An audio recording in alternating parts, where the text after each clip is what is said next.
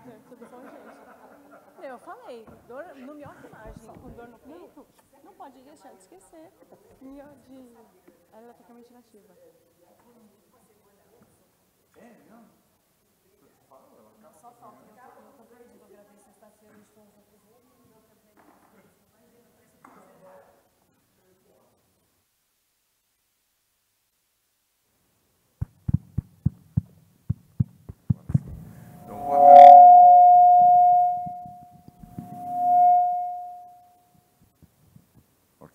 Ok.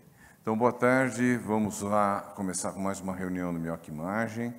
Mais uma vez, um caso bem especial.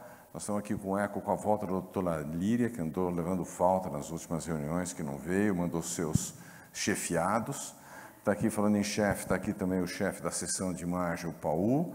Do lado dele, a Mariana, do Eletro, que vai matar a reunião, como sempre, no terceiro slide. E, comandando as operações gerais, a doutora Edileide, que vai apresentar os nossos dois residentes. O comandante é o doutor Ibrahim Maciarelli, mas vamos realmente ver um caso especial, diferente, que vocês vão ver daqui a pouco. Quem vai apresentar o caso é o doutor Tufi, e depois um resumo do caso vai ser o do doutor Thales. Podemos começar, doutor Tufi? Todos. Nosso caso é o AAS, masculino, 40 anos.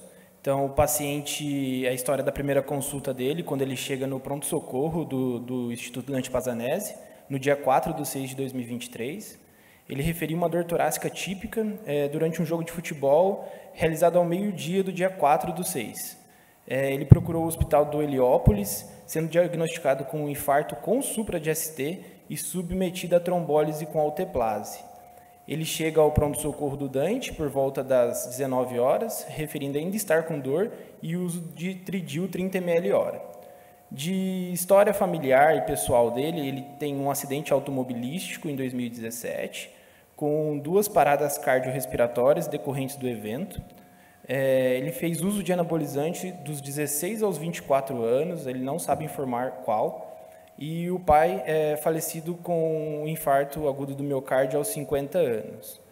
Ele nega uso de medicações de uso contínuo. O exame físico dele era normal na entrada, né? E os exames laboratoriais mostravam um HB de 14,8, um HT de 41,6, plaquetas de 403.000, leuco de 17.100, sódio de 138, potássio de 4,3, creatinina de 0,8, ureia de 22 e uma troponina de 388.900. Chamo a doutora Mariana Fuzzi para discutir o primeiro eletrocardiograma, que foi o eletrocardiograma de entrada dele no Instituto. Bom, mais uma vez, obrigada pelo convite. A gente está diante de um paciente novo, que vem com uma queixa de dor precordial, com relato que ele já foi trombolizado, que parece, e manteve dor, né, não disse critério eletrocardiográfico, e história familiar. Ele tem essa história também de 2 PCRs no acidente automobilístico, mas aqui no Mioquimagem, essa história de pai morreu jovem, com 2 paradas, não importa onde, eu tenho medo. Bom, no eletro, então, a gente vê, um ritmo sinusal, ele tem uma coisa que chama já intervalo PR normal e onda P normal. Uma coisa que chama já atenção é uma área eletricamente inativa, já em parede inferolateral, então D1, D2, D3, AVF também, e V5 e V6. Ele também tem um Qzinho pequeno que, pela morfologia do segmento ST, eu atribuo que seja aí um acometimento ínfero-lateral. E tem esse supra, que ele se mantém em D2, D3, AVF, V5 e V6. Esse paciente, diante da dor precordial, acho que não tem muita dúvida que a gente tem que pensar na primeira coisa como doença coronariana mesmo, respeitando parede. Vou chamar a atenção para uma coisa que não é habitual da gente olhar, observar, mas em V1 ele tem um R alto em V1. Com mão da T positiva, algo estranho em infradesnivelamento que parece que é só oscilação de linha de base, mas esse R mais alto, né? Então, o que a gente chama de R alto? A relação R sobre S em V1 maior que 1. E ele tem um R mais alto em V1. Isso pode ser já decorrente de área eletricamente nativa em parede lateral, que a gente tem que ficar de olho em V1. Então, é isso. Para mim, é um ritmo sinusal com área eletricamente nativa já em parede infralateral e mantém o supradesnivelamento do segmento ST com menos de 6 horas aí de evolução, né? 6, 7 horas de evolução. Obrigado, doutora. Você não tem dúvida desse diagnóstico, Mariana? Doutora, esse paciente, aquele negócio, habitualmente o supra em parede, em área eletricamente nativa, a gente tem que sempre pensar na possibilidade de aneurisma, né? Mas os aneurismas geralmente são formados aí depois de 10 dias, pelo menos aí na média. E ele tem 6 horas de dor. Ao menos que isso daí seja alguma coisa antiga e ele esteja com uma dor de outra de outra origem, mas o paciente que chega com dor no peito, com já a descrição que na outra instituição tinha infarto com supra que foi feito alteplase, com essa troponina, acho que a primeira, e a prevalência da doença coronariana, acho que a primeira coisa que a gente tem que pensar é em doença coronariana mesmo, oclusão coronariana. Perfeito. Vamos. Agora eu vou chamar o Dr. Paul para discutir sobre o raio-x de tórax dele da entrada aqui no Instituto. Bom, estudos iniciais, né, um paciente que teve recorrência da dor depois de ter feito uma trombólise. O raio-x de tórax demonstra um aumento da trama broncovascular bilateral, né? Então, a gente classificaria com um infarto 2 kg, pelo menos no escuto e tudo, né? Mas chama muito atenção isso. A área cardíaca não chama muito atenção, mas dá para ver que o paciente provavelmente estava com um quadro também dispineico e a gente vê que não tem outras características que chamam atenção, não tem derrame pleural, não tem derrame. Então, provavelmente precisa investigar essas coronárias, né, doutora?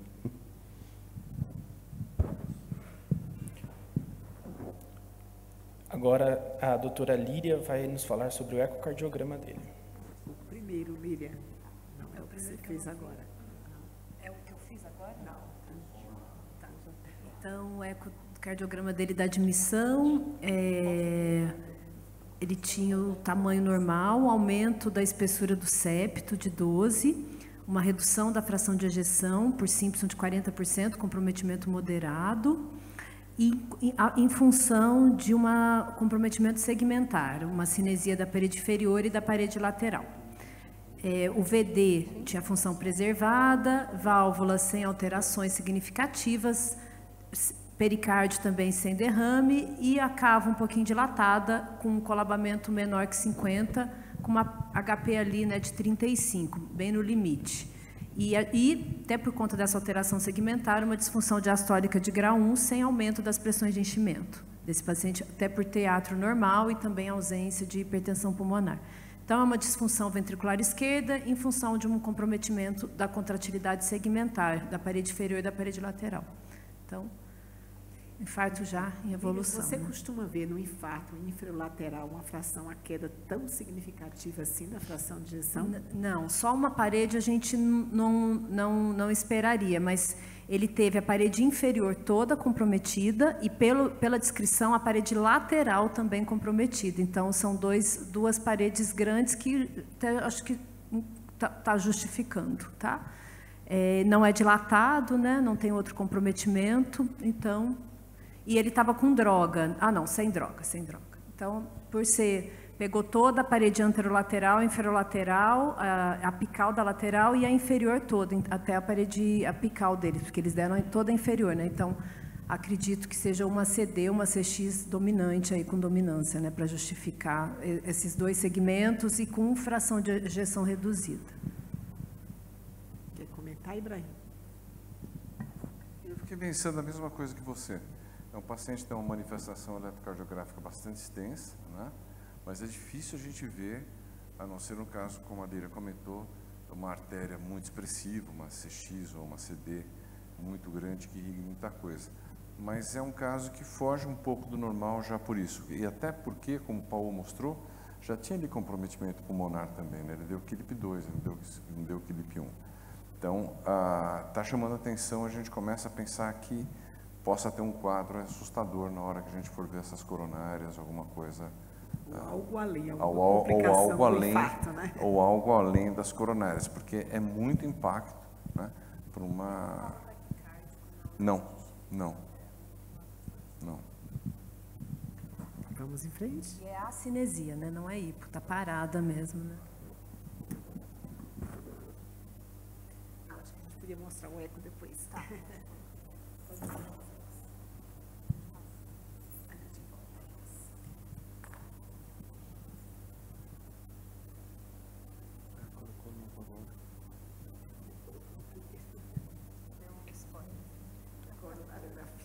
O doutor Ibrahim vai mostrar. Vamos ver, pode passar a Cine. Então está aqui a coronária direita e olha que coisa interessante, é uma coronária direita dominante, né? A gente está vendo aqui, quer dizer, a gente não viu a CX ainda, talvez seja uma balanceada, mas no máximo uma balanceada, e a gente vê que tem algumas irregularidades, mas a opacificação está preservada, né? Essa coronária direita e oblíqua anterior esquerda tem uma ectasia na porção média, algumas plaquinhas aqui na transição do segmento médio para distal. A gente vê aqui que parece ser o ramo ventricular posterior e esse o descendente posterior pélvis. Pode passar o próximo. Em movimentação a gente vê isso, né? Aliás, aí, Edileide, a impressão de que possa ter alguma coisa a mais é maior, porque essa coronária direita está bem aberta, né? E esse descendente posterior é exuberante, né? Aquele descendente posterior perfeita, que dobra, né? A ponta, né? Perfeita. E não tem sinal de comprometimento de fluxo. Pode ir em frente. Aqui a coronária esquerda em oblíqua anterior direita. A gente já vê que tem um fio guia posicionado no interior da circunflexa, provavelmente a artéria culpada, com algum grau de redução de fluxo, principalmente esse primeiro marginal. Aqui está bem comprometido. E isso tem um impacto maior se a gente lembrar que tem o fio guia da angioplastia aqui dentro, né? A gente vê essa porção mais radiopaca. Então, provavelmente esse marginal devia estar ocluído, alguma coisa assim. Não parece ter lesões graves nas outras. Vamos ver, tem movimento dessa? Vamos ver. Pode ir em frente. Opa. Pode voltar. Volta um pouquinho, por favor. Volta mais uma. Vamos ver se aparece aqui agora, se essa aqui tem movimento. Apertou o botão aí. Mas tudo bem. Vamos em frente. Acho que não tinha... E aí foi feita a angioplastia naquele primeiro ramo marginal. Mas agora, Edileide, tem coisa aí. Porque é um ramo marginal com uma hipocinesia muito mais extensa do que o território que ele irriga, inclusive o território que é irrigado por aquela descendente posterior bem normal que a gente tem. E embora ele tenha uma síndrome coronária aguda, ele tem uma elevação brutal de enzimas, né, troponina de 388 mil. Ali eu ficava até pensando se não tinha ali alguns zeros a mais, é muito alto, né? E tem uma área grande que se manifesta, inclusive, o eletrocardiograma como uma área de lesão. Então, tem alguma coisa diferente aqui. Mas uma artéria que a gente não ia pensar jamais. Jamais pensaria que esse ramo marginal tão significativo, né? Se acompanhasse com uma fração de gestão de 40 com toda essa repercussão. Então, a evolução do paciente, né, ele foi submetido a angioplastia em artéria circunflexa e ele evolui durante a internação com estabilidade clínica, recebendo alta 6 dias após a admissão com terapia medicamentosa otimizada para a síndrome coronariana aguda. Após 1 mês, ele retorna ao pronto atendimento com queixa de dor torácica, tipo aperto, com irradiação para ambos os ombros, ventilatório dependente, sem relação com o esforço físico, apresentando piora ao decúbito lateral esquerdo. Concomitante a isso, ele apresenta uma febre diária associada a calafrios e sudorese. No momento da consulta, ele estava em uso de AS 100 mg, clopidogrel 75, enalapril 10 mg 2 vezes ao dia, atenolol 50 mg uma vez, atorvastatina 40 mg e a ezetimiba 10 mg.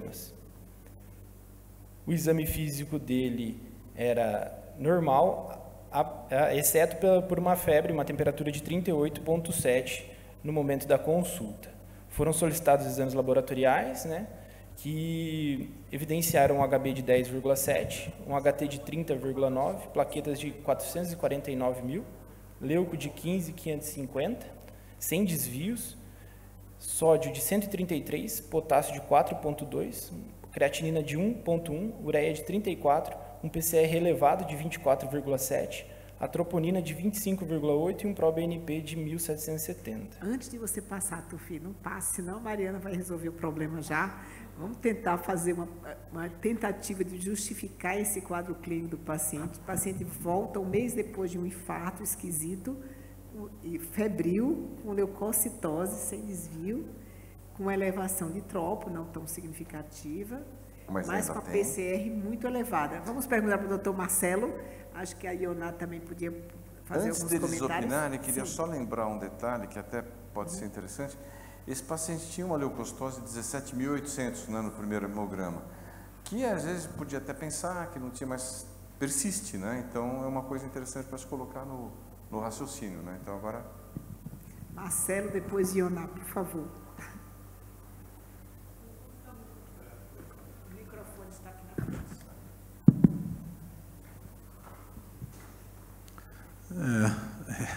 Eu pensaria, de repente, num quadro de que ele pode estar apresentando miocardite, né? Apesar que troponina discretamente elevada, mas acho que é o que eu pensei aqui agora num quadro de miocardite. Eu acho que ele pode estar apresentando um quadro de miopericardite, de repente, né? Só chama atenção essa febre tão alta, 38,7 uma miopericardite, acho que sai um pouquinho fora, mas se a gente pensar que depois do infarto você pode ter uma pericardite ou uma miopericardite pós-infarto, eu ficaria com essa primeira hipótese e também não descartando também um processo bacteriano que ele possa... Agora, também o que chama atenção é essa anemia, né? Um HB de 10,7. Por que ele faria uma anemia depois do infarto? Será que ele está sangrando? Será que perfurou o ventrículo? Será que está tendo algum processo desse para ele estar perdendo sangue, né?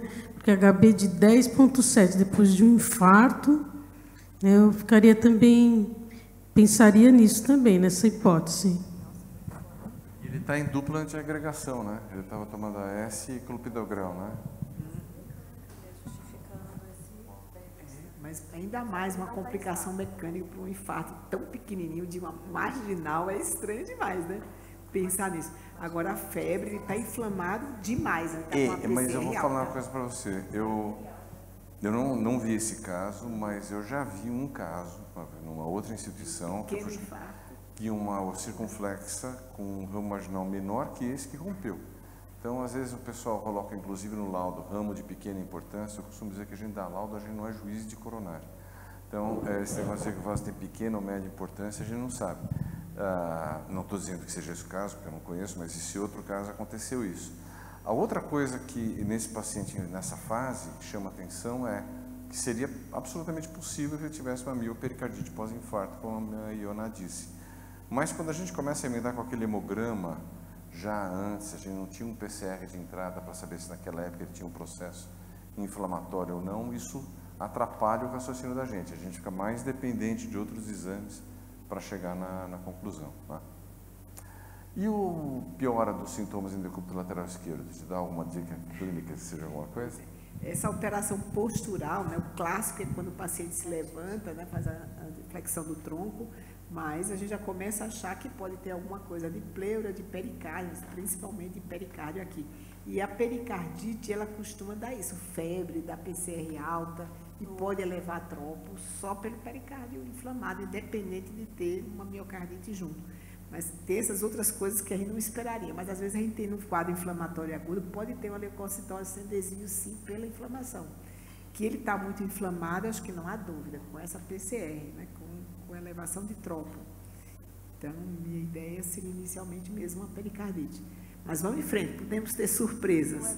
Vamos ver o eletro agora, a doutora Mariana vai matar, vamos ver. Voltando à discussão até anterior, eu acho que a gente tem que tentar atribuir tudo a um único evento, né? E aí o evento que ele teve há um mês foi esse infarto.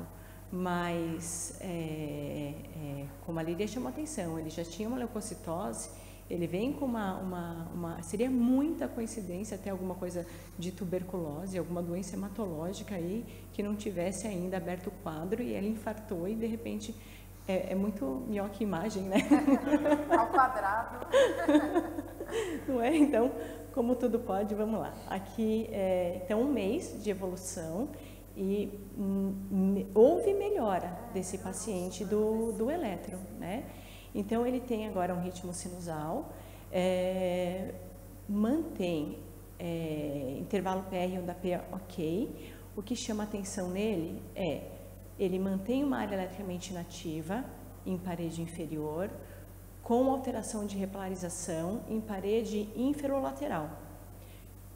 Correndo para V5, ele tem um Q, que passaria inclusive como a despolarização de septo esquerdo, porque ele está, pelo menos aqui, bastante rápido, mas o que continua chamando a atenção é a onda R alta em V1. E isso mostra para a gente que realmente teve acometimento e deve ter mantido o acometimento também da parede lateral. Em relação aí à voltagem, ele tem baixa voltagem em algumas das derivações. Ele não faz baixa voltagem como um todo. Ele realmente mantém nas derivações que tem área eletricamente inativa, que levam a menor, D1, D2 D1, D3 e AVF. V5 um pouco mais baixo, se eu for considerar de 10 milímetros, mas nas outras derivações ele mantém amplitude. Então ele tem aí uma queda de amplitude em parede inferolateral, que é onde a gente já acreditava que ele tivesse evoluído com área eletricamente inativa. Então, um infarto inferior inferolateral em evolução. Para mim foi uma área eletricamente um infarto mesmo. Fala, Lília. Ok. Chamar o Dr. Paulo para analisar no raio de tórax. Tá torcendo para achar tuberculose, né? Mas não.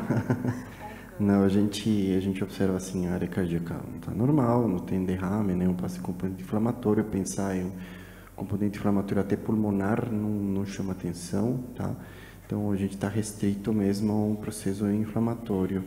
A gente observa que essa redistribuição de fluxo no evento agudo melhorou, porém não é um parênquima pulmonar 100% normal, né? Então, chama muita atenção esses detalhes. Também não achamos achados clínicos que sugerirem um processo inflamatório, infeccioso, né? Então, a gente precisa investigar ainda de onde que está vindo todo esse processo inflamatório. Ele teve 2 paradas cardíacas, é isso? No passado, não, porque eu acho que isso aqui deve ser calo ósseo, né? Bem grave. Isso aqui deve ser calo ósseo de fratura de costela, talvez, né? Olha lá. Massagem, né? Ou da pancada do desastre. Então, né? Difícil saber, né?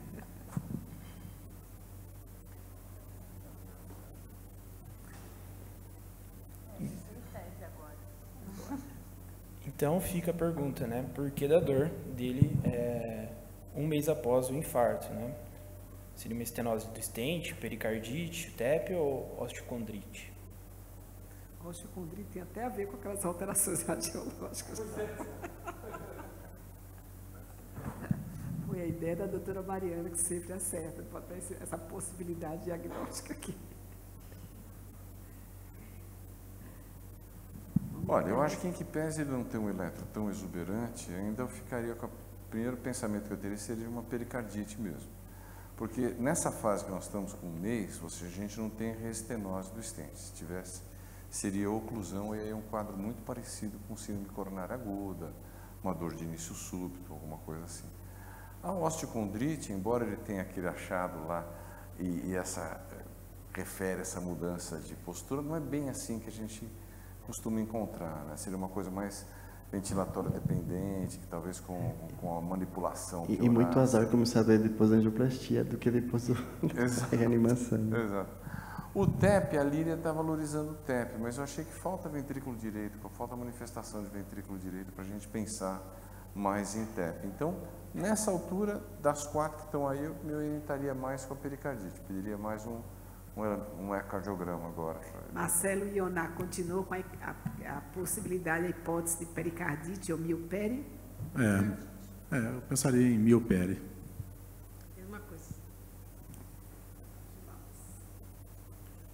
Aí foi realizado um novo ecocardiograma. Mas esse foi depois já. Esse meu eco é bem depois. Eu acho que tem o laudo desse de agora. Porque o meu eco já não vai condizer. Então, foi feito um eco à beira do leito, direcionado para pesquisa de derrame pericárdico e chamando atenção o derrame pericárdico de grau importante adjacente à parede lateral do ventrículo esquerdo. Acima de 20 a gente considera importante, com repercussão por critérios ecocardiográficos. Então, critérios ecocardiográficos é a variação respiratória do fluxo, para derrame para o mitral é maior que 30, 40, e do tricúspide 40%, 91% e 51%, uma variação bem grande. A cava pletórica, né, sem variação praticamente respiratória. Você pode ter também colabamento dos átrios, do ventrículo, principalmente do lado direito, né? Imagina. O que chama atenção, eu não sei se eu posso já falar, é que um paciente que faz uma pericardite pós-infarto, sem ser por complicação mecânica, esses derrames não costumam ser importantes. São derrames leves. E quando a lâmina é maior que 10 milímetros, né, um derrame já moderado, que a gente considera até 10 milímetros esse distanciamento discreto, de 10 a 20 moderado e acima de 20 importante. E aqui o que chama atenção é que é um derrame localizado na parede que teve o evento. Então, quando esse derrame é mais que discreto, a gente tem sinal de fibrina, né, a gente tem que afastar a complicação mecânica. E um paciente com derrame importante, adjacente à parede lateral do ventrículo esquerdo, será que ele rompeu essa parede, está contida por esse derrame? Eu pensaria nisso na hora, porque não é comum a gente ter derrame, não é comum a gente ver derrames importantes pós-infarto, assim, sem complicação mecânica, tá? E tem um detalhe, né? Pacientes submetidos a trombólise e demoram um tempo mais com fator de risco, então é uma coisa a se considerar também. Então, não tinha aneurisma, né? Então, assim, e a gente sabe, né, que essas pericardites, principalmente a tardia, que se eu falar besteira, vocês me corrijam, pericardite de Dressler, elas são secundárias, às vezes, a esses infartos maiores mesmo. Então, realmente, ele teve um infarto que não foi tão pequeno, até para justificar uma queda da fração de ejeção, né? Mas esse caso aí, acho que tem que afastar coisas além de uma pericardite mesmo, porque é muito grande, para ser só uma pericardite mesmo. E a artéria relacionada ao infarto, se der a complicação, vai ser isso, né? Porque, mesmo sendo o primeiro marginal que liga o diagonal, que liga o papilar, a gente tem muita contribuição de diagonal para a ligação do papilar, então a gente não ia pensar numa disfunção maciça de DA para ele.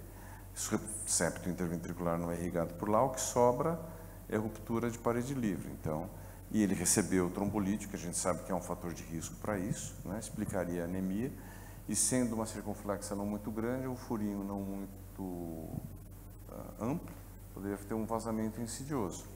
E às vezes é muito Pode. Eu vi um caso aqui uma vez, que era um paciente que tinha um aneurisma, e ele fez um derrame importantíssimo. Eu até conversei com o Dr. Gustavo Dauco, porque num dos tipos de ruptura, num artigo que eu li, ele falava de 3 tipos de ruptura de parede livre. Uma delas é uma parede fina do aneurisma que tem um furinho que vai babando, e a gente não consegue dizer. Estranho. Uma vez teve um ex-atleta de basquete, aqui no Dante, que ele teve um furo que foi diagnosticado, ele teve uma ruptura que foi diagnosticada, acho que 14 ou 15 anos depois do evento agudo. Geralmente a gente pega essas tardias, né, no ambulatório. A ressonância teria uma boa resolutividade em fazer esse diagnóstico, Ibrahim? Excelente pergunta. É um diagnóstico muito difícil de ser feito. Ver o extravasamento de sangue, às vezes a gente consegue, mas dependendo da pressão intrapericárdica, nessa altura, admite-se que a pressão intrapericárdica já seria grande, né, porque tem 22 milímetros com repercussão hemodinâmica, então a gente poderia não ver extravasamento. Eu gosto, às vezes, de injetar contraste e observar tempos depois se tem uma opacificação do saco pericárdico maior do que a gente poderia esperar. O que até poderia ser uma coisa para a gente fazer com a própria tomografia, que você não teria imagem real tardio para confundir, que eventualmente se tivesse o real tardio você poderia ter, mas é mais difícil. O sangue intrapericárdico, o hemopericárdio, costuma ter um sinal que a gente tem uma certa dica de que é possível que ele esteja lá. Então, a ressonância pode ajudar, não vai ser definitiva, né? Até porque, de novo, não estou esperando um orifício muito amplo, se é que ele existe, mas ela poderia ajudar a gente a encontrar alguma evidência de sangramento, encontrar a lesão transmural do miocárdio, que é fundamental. Se não tiver lesão transmural, não tem possibilidade de ter tido furo, né? E seria uma boa opção para a gente fazer para esse paciente. Quer chamar o PAU e pedir para fazer? Só não descreveram se tinha fibrina, a ecogenicidade do líquido, que isso também é importante, né, para dar pista no diagnóstico. Vamos em frente. Daqui a pouco chega a vez do Paulo. Ou vocês vão drenar ou vão manter tratamento clínico? Então, após mais um mês, a evolução do eletrocardiograma. Você não colocou a evolução, que ele foi drenado, né? Depois Isso, o slide posterior, ele foi drenado, né? Ele 400 ml de líquido serohemático. Dr. Renan e Dr. Marcelo acertaram desde o início, então. Muito provável. Quer mostrar? Se bem que sempre fica aquela coisa sempre tem aquela coisa que pode ter sido acidente de punção, né?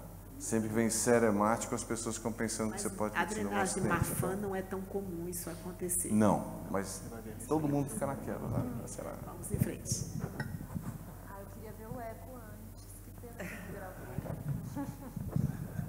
Esse é o eletro depois da drenagem, Mariana. Esse eletro é de agora, né? De pós um mês também de evolução.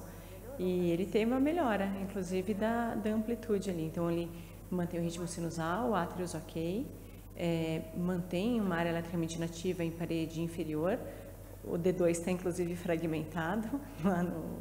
Então, possivelmente, aí mostra aí já a fibrose, né, e a área eletricamente inativa.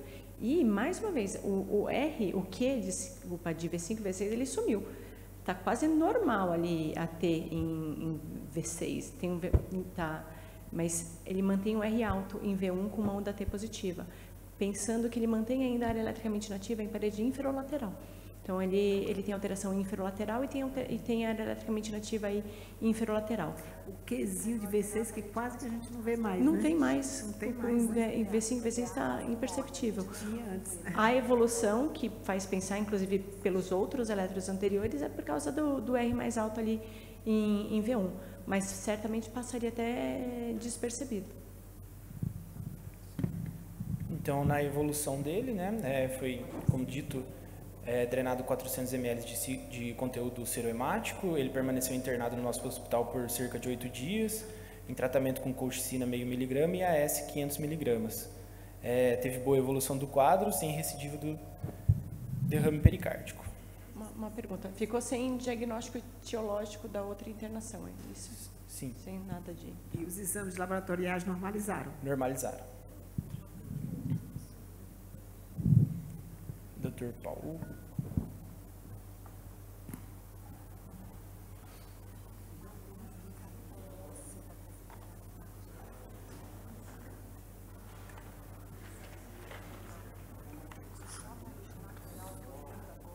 Boa tarde com todos. Vamos conversar sobre a tomografia e a ressonância, só tomando em conta que esses exames foram feitos antes da drenagem, tá? Só para contextualizar. Exatamente. Então, como vocês veem, primeiro começamos pela tomografia. Foi uma tomografia com contraste. Hoje a gente observa a contrastação nas 4 câmeras. A gente observa já uma imagem de estente aqui na CX e um derrame pericárdico importante, que a gente vai ver com mais detalhe nas próximas imagens. Então, vejam como é um derrame pericárdico difuso, circunferencial, restrito mais ao segmento onde foi onde teve o evento, né? Vocês veem a parede lateral do ventrículo esquerdo, onde tem mais derrame pericárdico. Pela tomografia, a maior lâmina foi de 28, então um derrame significativo. Vocês veem que circunferencial já chama atenção essa parede inferior mais afilada na tomografia. Nossos olhos são mais sensíveis às cores, então a gente observa como definimos as várias paredes, né? Então, miocárdio aqui com uma cor um pouquinho mais clara, e aqui é o derrame com um sinal, uma atenuação um pouquinho mais homogênea, sendo circunferencial, e aqui o pericárdico um pouquinho mais difícil de observar, mas vocês veem que nas imagens tardias da tomografia a gente observa com muito mais detalhes as estruturas. Então, nessa imagem assim, eixo curto, vejam como o pericárdio tem sim um certo grau de espessamento, mais chamativo no segmento infralateral, o derrame pericárdico aqui, a gente define muito melhor também a musculatura. Percebam como até pela técnica adequada na tomografia, observamos até um pouquinho de realce tardio visto pela tomografia também. Então, é possível sim observar as características teciduais na tomografia também, e vocês observam como o pericárdio está mais inflamado aqui, poderíamos chamar desse modo, na tomografia observado também. Foi feita a análise da avaliação coronariana também, tinha uma placa moderada na DA que não justificava, e a gente viu que o stent também estava pérvio e a coronária direita sem lesões. Então, diante disso, a gente optamos por fazer uma ressonância magnética também. Então, vejam aqui essas imagens iniciais, já chama a atenção um derrame pleural predominante esquerdo, né? Vejam um derrame pericárdico também, que a gente vai ver com mais detalhe. Aqui observamos um derrame discreto direito, discreto para moderado no esquerdo, tá? Mas não tinha um processo infeccioso como a gente tinha observado, mas chama a atenção sim um derrame pericárdico. Nas imagens em cine e eixo longo, deixa eu voltar aqui. Então, analisando morfofuncionalmente, tem um discreto derrame pericárdico aqui. Eu acredito que essa ressonância foi feita pós-drenagem, que ainda ficou um pouquinho restrito, um derrame pericárdico um pouquinho mais infralateral na parede livre, tá? Então, provavelmente a conduta foi tomada com o ecocardiograma e a tomografia, foi drenado, e esse estudo a gente observa que tem um discreto derrame pericárdico infralateral. Chama a atenção que o sinal é um pouquinho diferente em relação aos outros segmentos, e alteração segmentar da contratilidade infralateral. Nesses cines em eixo de 3 câmeras, deixa eu voltar aqui.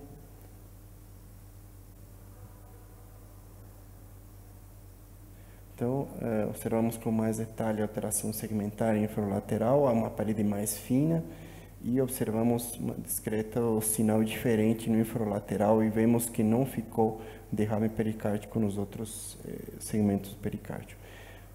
Agora, falando sobre a fração de ejeção do paciente, a gente vê que mesmo após um tempo depois de tratar essa artéria, não recuperou essa função infralateral, a parede foi muito mais fina. Na tomografia, a gente ficou com uma função de 43%, alteração segmentar infralateral basal não recuperou 100%.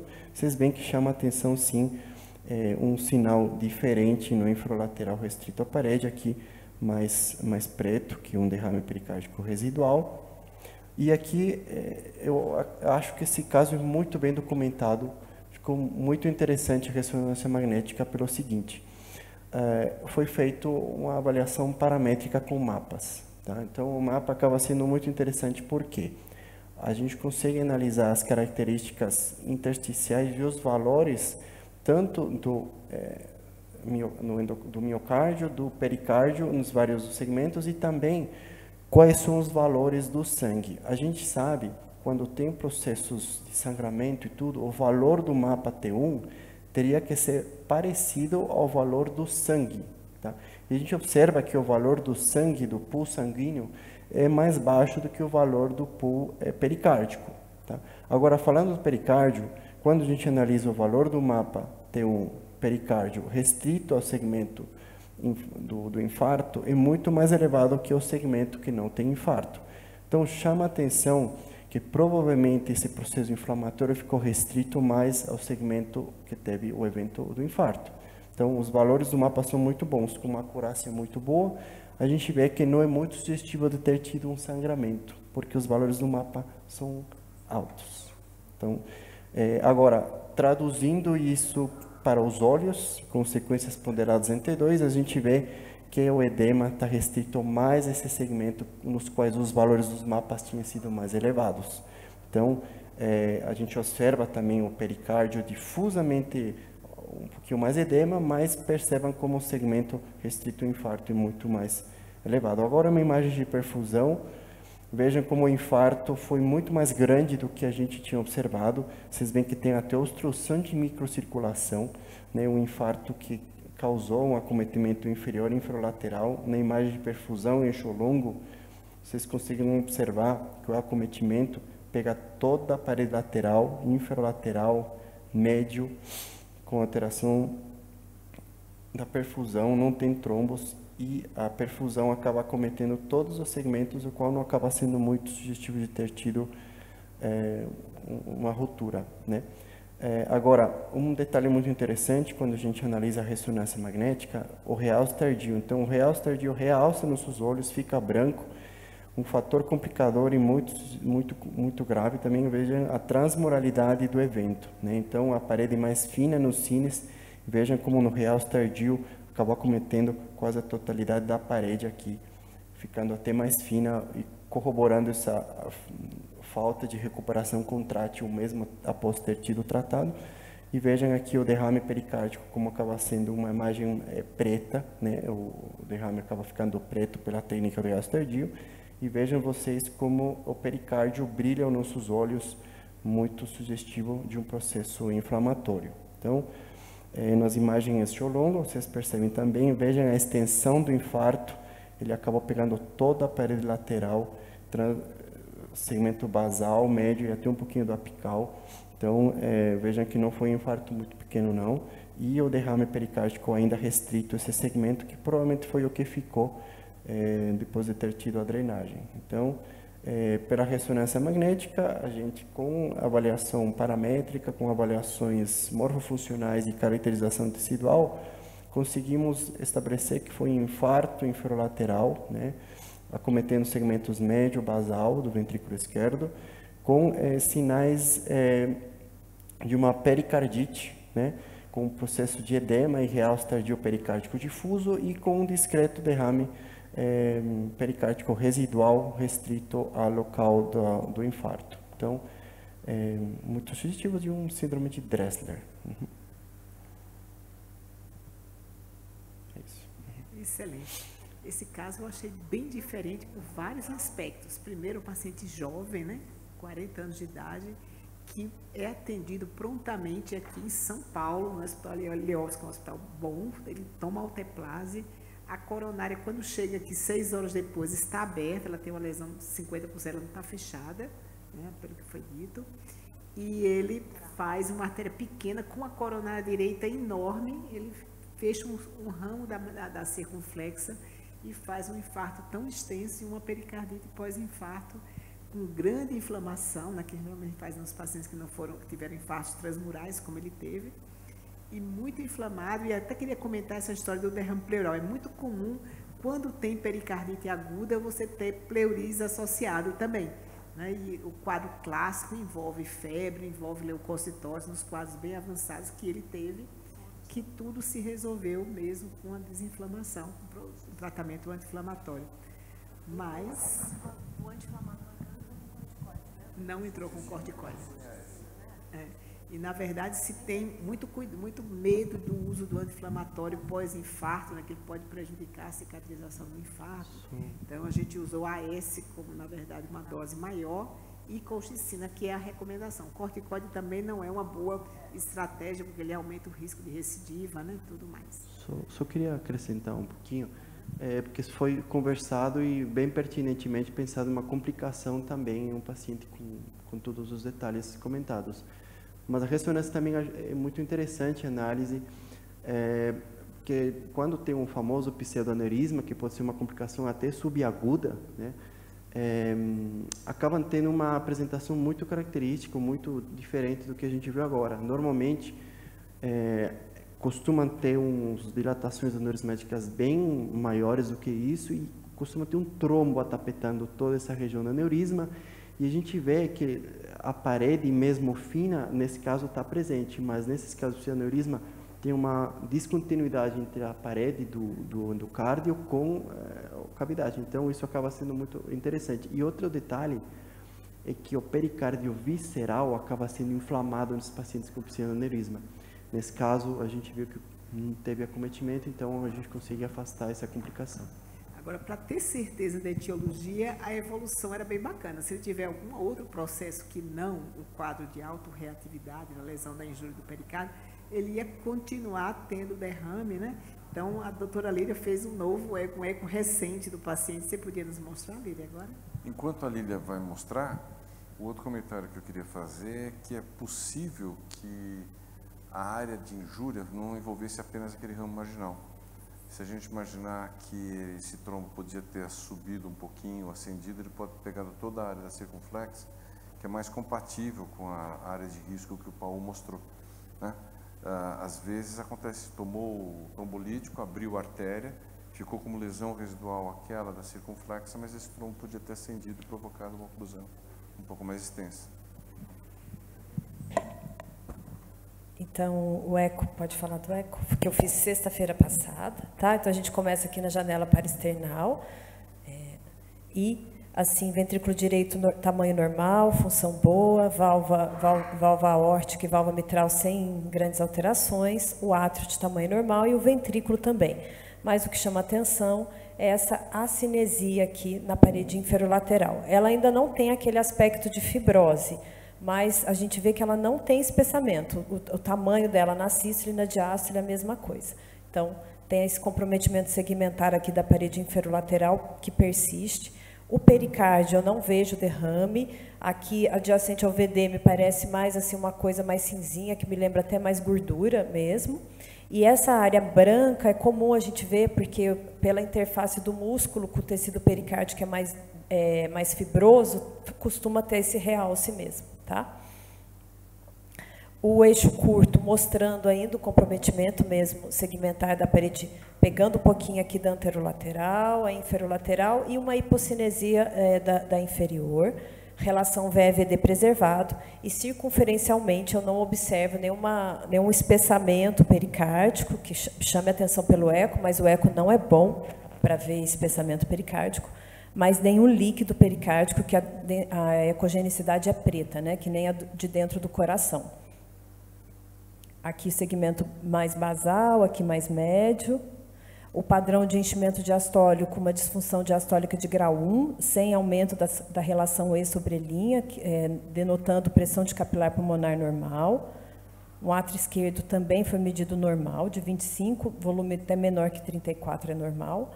E, para a gente avaliar agora a contratilidade dos demais segmentos, o ventrículo direito preservado, o que chama atenção é essa parede anterolateral com acinesia, principalmente no segmento médio, que a gente vê que ela é um pouquinho mais fina, mais basal também, tá? Não tem ainda aspecto de fibrose, mas é uma parede que está sem espessamento, então eu concluí com uma acinesia da parede anterolateral. Aqui no 3 câmaras a gente vê bem a parede inferolateral, também eu concluí também que estava cinética, apesar de não ter aquele aspecto de afilamento e fibrose.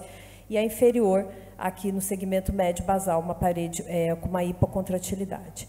Mas, mesmo assim, ainda persiste um déficit de função, uma fração de ejeção foi estimada em 41%, tá?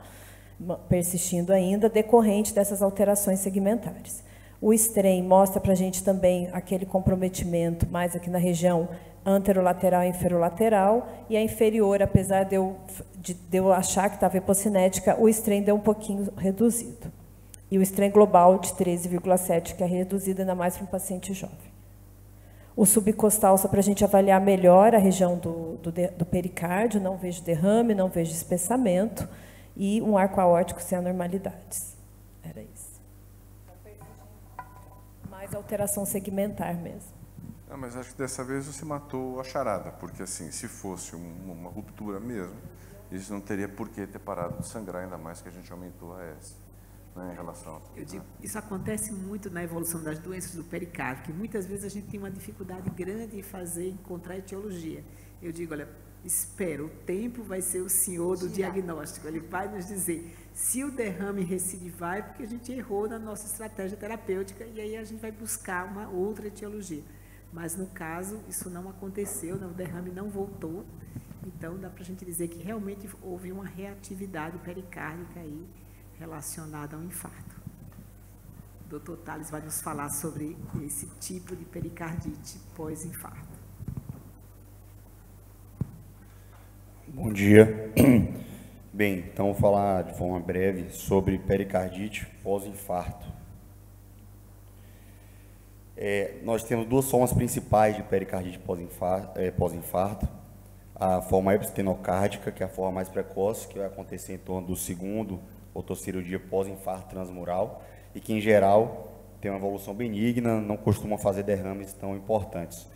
E tem a forma mais tardia, que a gente chama de síndrome de Dressler, que vai acontecer a partir da segunda semana após infarto transmural.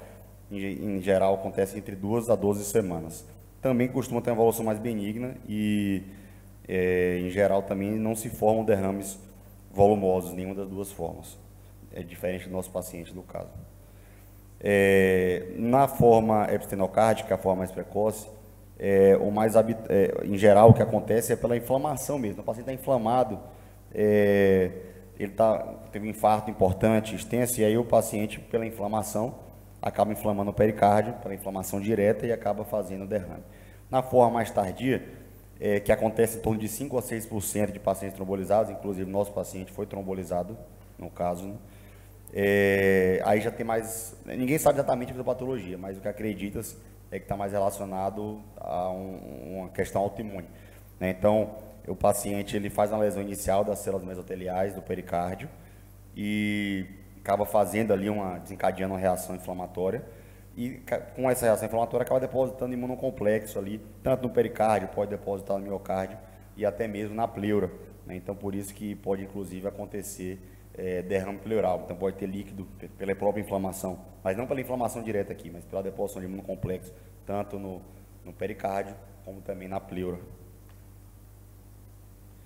Em relação à incidência, a incidência ela é incerta, até porque os trabalhos mais antigos que avaliavam a incidência são mais antigos, então assim, a gente não tinha não era tão disponível a reperfusão, né, como habitualmente. Então, à medida que a reperfusão, as técnicas de reperfusão foram se tornando mais disponíveis, sem dúvida que a incidência foi diminuindo ao longo do tempo. Alguns fatores predisponentes, infecções virais, cirurgias com maior miocárdio, jovens, né, nosso paciente era jovem, história prévia de pericardite, uso prévio de corticoides são alguns fatores predisponentes para a síndrome de Dressler, principalmente. Em relação ao quadro clínico, já juntando um pouco com o laboratório, algumas características que não são exatamente as que o paciente tinha, né, mas algumas ele teve aqui. Então, dor precordial súbita, aquela dor ventilatória dependente, que em geral, como a doutora Adileide até falou anteriormente, melhora mais com a flexão do tórax. Ele, no caso dele, melhorava mais com decúbito, mas ele chamava a atenção que tinha realmente essa diferença com a posição. Febre, que habitualmente é uma febre mais baixa, foge um pouco do nosso paciente também, que fez uma febre um pouco mais alta. Mas febre também pode acontecer, palpitações, hiporexia. E no exame físico, o atrito pericárdico, o pulso paradoxal, né? E aí para lembrar que o pulso paradoxal, o que acontece? Em situações normais, quando a gente inspira, a gente aumenta o retorno venoso, chega mais sangue no coração direito, e aquele sangue que chega ao coração direito, ele acaba se expandindo por todo o ventrículo direito, para a parede livre, em situações normais, né? E também empurrando o septo interventricular ali contra o lado esquerdo do coração. E aí você acaba mandando menos sangue do que o habitual. Na inspiração é exatamente o contrário. Então, a gente acaba tendo uma diferença da pressão arterial sistólica na ins e na expiração. Agora, nesse paciente que faz um derrame pericárdico volumoso, que eventualmente pode evoluir com tamponamento, agora tem um saco pericárdico cheio de líquido, comprimindo ali o lado direito do coração. Então, na hora que você aumenta o retorno venoso na inspiração, que o ventrículo direito tenta se expandir porque ele recebeu mais sangue, a parede livre está comprimida. Então, ele acaba empurrando muito mais o septo interventricular contra o coração esquerdo, e aí você acaba mandando ainda menos sangue do que habitual. Então, você acaba fazendo uma diferença de pressão na expiração ainda mais evidente, que a gente caracteriza com uma diferença de pressão arterial sistólica acima de 10 milímetros. Sinais de pneumonite podem acontecer, pela questão que a gente comentou, que pode ter deposição de imunocomplexo também na pleura. Então, o paciente ele pode ter dispneia, fazer derrame pleural, desaturar, ter tosse. E realmente ele pode ter as provas inflamatórias, de modo geral, aumentadas, porque ele está inflamado, né? Então, a leucocitose, aumento de PCR, VHS. E lembrar que, em geral, o paciente, a gente não consegue fechar o diagnóstico aqui só com um sinal, né? Em geral, tem que ter pelo menos 2 para a gente pensar mais em pericardite. O eletrocardiograma, ele pode ajudar bastante. Alguns estágios de evolução da pericardite, o estágio inicial, que em geral acontece nas 2 primeiras semanas. Então, o paciente ele faz um supra difuso com infra de PR, e o infra de PR geralmente acompanhando ali esse supra de ST difuso. Já no estágio, no segundo momento, lembrando que no estágio 1 também, em geral, ele poupa AVR, V1 e D3. Aí no segundo estágio, já entre 1 e 3 semanas de evolução, o paciente ele pode ter uma pseudonormalização ali do eletro. E aí, nesse caso, o paciente ele acaba achatando um pouco mais a onda T. E aí, já no estágio 3, que aí, em geral, após 3 semanas, o paciente ele começa a ter inversão daquelas ondas T achatadas. E no estágio 4, que aí, semanas após, o paciente, de fato, normaliza o eletrocardiograma. Aqui eu acabei não colocando imagem, mas o que aconteceu com o nosso paciente, que é uma coisa que pode acontecer também no paciente com derrame pleural volumoso, com derrame pericárdico volumoso, que é justamente a baixa voltagem, a baixa amplitude do QRS, e até alternância elétrica poderia acontecer também. O raio-x de tórax aqui é um caso mais dramático, um paciente que poderia complicar com a pericardite constritiva, fazendo derrame muito volumoso, não foi o caso do nosso paciente, aí mostrando realmente aquele coração em moringa, ali, o saco pericárdico com bastante líquido. No ecocardiograma também é outro exame que vai ajudar muito no diagnóstico. Então aqui também no apical 4 câmeras, a gente vê aqui o derrame pleural realmente importante e já comprimindo aqui o ventrículo direito para chamar a atenção. Então esses exames complementares mais o quadro clínico é o que vão ajudar a gente a fechar o diagnóstico do paciente. Em relação ao tratamento, em geral esses pacientes que evoluem com síndrome de Dressler, eles respondem bem a anti-inflamatório não hormonal. Opções seriam AS ou ibuprofeno, mas como a doutora Adileide comentou, o paciente pós-infarto, etc., não é o melhor contexto para usar o ibuprofeno. Além do mais, ele é um paciente que infartou e ele já vai ter que usar AS. Então, sem dúvida que a preferência acaba ficando pelo AS, em doses mais altas, pelo menos a partir de 500 miligramas aí, de 6 em 6 horas, ou até doses mais altas. E aí, se o paciente tiver realmente sintomas refratários ou recorrentes, a colchicina, sem dúvida, que é preferível ao corticóide oral, porque o corticóide realmente pode ter mais recidiva, então acaba preferindo a colchicina para esses pacientes. Em relação ao prognóstico, em geral, esses pacientes têm boa evolução, têm bom prognóstico, a taxa de recorrência vai em torno de 10 a 15%, e apesar do risco de o paciente desenvolver pericardite constritiva ser um risco pequeno, é importante o cardiologista continuar seguindo esse paciente, até porque, como a gente interrogou aqui, também o risco de tamponamento não sabe exatamente qual o risco desse paciente evoluir em algum momento da vida com tamponamento cardíaco. Então, sem dúvida que o segmento para esse paciente vai ser fundamental. E é isso, pessoal. Obrigado. Excelente, doutor Thales. E apesar da literatura dizer que geralmente a evolução é benigna, a gente tem tido algumas síndromes de Dressler e até epistenocárdica com derrames muito volumosos que a gente precisa drenar. Esse foi mais um caso desse que fez um derrame muito importante. Mas eu achei tudo inesperado em relação ao tamanho da artéria, sinceramente, a perda de função, tendo uma coronária direita tão grande nesse paciente, né, uma CX, um ramo da CX causar tal estrago. Mas contra fatos não há argumentos. Realmente aconteceu, não temos o que duvidar, né? Nisso eu estou muito satisfeito, porque, como eu disse aquela hora, não somos juízes de coronária. Uma coronária pequena. Ninguém perguntou o tamanho da coronária. Tem um problema, a gente vai lá e trata. Tamanho não é documento. Tamanho não é documento. O estrago pode ser grande e coisas acontecem. O trombo estende, vai proximal e tal. Eu queria reforçar o comentário que você fez na questão das apresentações. O caso difícil se apresentou muito bem, sua revisão foi ótima. É o que está na literatura, mas a gente tem visto, principalmente na tese da Bárbara, uma prevalência um pouco maior de derrames grandes, né? E a gente tem visto um pouco mais de derrames grandes do que a literatura relatava. Eu não sei, a maior parte desses pacientes vem já numa fase mais tardia para cá, não sei se é esse o motivo, talvez é uma outra coisa para a gente estudar, mas pode ser que a gente tenha mais derrames mais acentuados, mais volumosos do que a gente pensava no passado. E, infelizmente, a evolução desse paciente não seria o que a gente esperaria, né? De um paciente que foi tratado prontamente, foi trombolizado, né? Talvez se tivesse feito uma ATC primária tivesse sido diferente, mas fez o ATC 6 horas depois da alteplase, e mesmo assim a gente não conseguiu salvar o ventrículo como a gente gostaria, né? Eu acho que todo mundo que já deu plantão em pronto-socorro, e apesar do pessoal duvidar de que quando eu estava estudando já existisse pronto-socorro, eles acham que eu sou anterior a isso, mas eu também já trabalhei em pronto-socorro, tem a sensação de como é difícil marcar exatamente quando foi a dor que temporalizou a síndrome coronária aguda, né? Nesse caso, seguramente, o que foi feito depois da janela para salvar o miocárdio. Não sei se foram 4 horas, 8 horas, 9 horas, mas enfim, foi depois porque ele não teve quase nenhuma área de miocárdio preservada. Provavelmente a área em risco dele devia ser muito parecida com isso. E isso não deve nos desanimar a abrir artéria, porque o que a gente pode fazer para esse pessoal é abrir artéria, já que, como o próprio caso mostrou, as complicações que podem acontecer não vão ser potencializadas pelo trombolítico. Então, se o paciente tiver, é melhor fazer trombolítico do que não fazer, e se tiver, claro, angioplastia primária, é melhor do que fazer trombolítico. Mas a gente não deve se desanimar pela possibilidade de não salvar a miocárdio. É isso. É isso. Mais uma vez, Parabéns obrigado, aos dois, parabéns. Pode encerrar. Eu agradeço a todos que nos assistiram. Terça-feira que vem tem? Terça-feira que vem temos mais um caso desafiador pela frente. Perfeito. Vamos aguardá-lo. Obrigado, pessoal.